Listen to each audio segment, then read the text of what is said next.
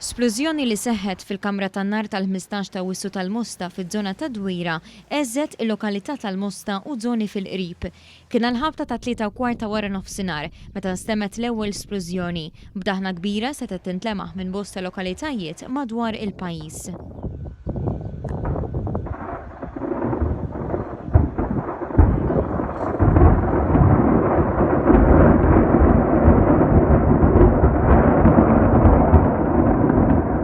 Fuq il-post mill-ewwel issejħu membri mid-Dipartiment tal-Protezzjoni Ċivili flimkien ma' uffiċjali tal-Pulizija kif ukoll timijiet mediċi mill-Isptar Mater Dei b'ambulanzi kif l-ewwel informazzjoni juriet li fuq ġewwa kien hemm 11 il-persuna. Dawn il-persuni kollha nħarġu mill-kamra tan-nar f'operazzjoni ta' salvataġġ bis-sem ta' diversi ħaddiema.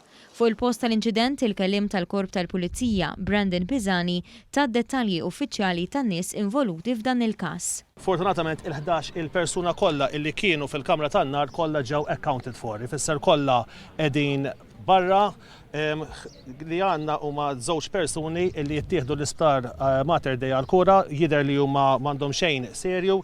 Wieħed qed jiġi kurat u beda jiġi kurat fuq il-post għal xi ħruq illi sofra fideh u ieħor illi l-esplużjoni illi kien hawn waqa' xi madwar xi solar oli imma kienet jitkellem ukoll qiegħed conscious ifisser biex inserħu ras in-nies kollha li qegħdin isegwuna m'hemm ebda fatalità u l-11 il-persuna illi kienu dak il-ħin qed jaħdmu fil-kamra tan-nar kollha ġew accounted for. Huwa spjega l-operazzjoni li segwiet mal-liġi tas-sigurtà tas-saħħa u s-sigurtà ta' dawk li kienu qed jaħdmu fil-kamra tan-nar fil-ħin tal-esplużjoni. Ħadu over bħalissa il-Dipartiment tal-Protezzjoni Ċivili fejn qegħdin jaraw li ma jkunx hemm periklu anke sabiex ikun żgurat illi kollox huwa clear se jittella drone fuq il-kamra tan-nar biex jaraw waħda anke sabiex imbagħad il-membri tal-Explosive Ordnance Disposal tal-Forzi Armati jkunu mbagħad jistgħu jitlu on site u jistgħu mbagħad jaraw illi jneħħu kull periklu illi kien hemm. Fuq il-post kien hemm ukoll diversi qraba tal-persuni li kienu qed jaħdmu fil-kamra tan-nar. Intant fuq Facebook il-Ministru għall-Internu s-Sigurtà Byron Camilleri irringrazzja lill membri kollha tal-Forzi tas-Sigurtà li ħadu ħsieb jikkontrollaw is-sitwazzjoni. Il-ħidma waqfet tard is-sibt filgħaxija u se tkompli l-ħadd filgħodu. Fil-ħidma tal-uffiċjali ġie salvat ukoll kelb mill-għeliq fejn seħħet l-esplużjoni li jinsab qawwi u sieħ.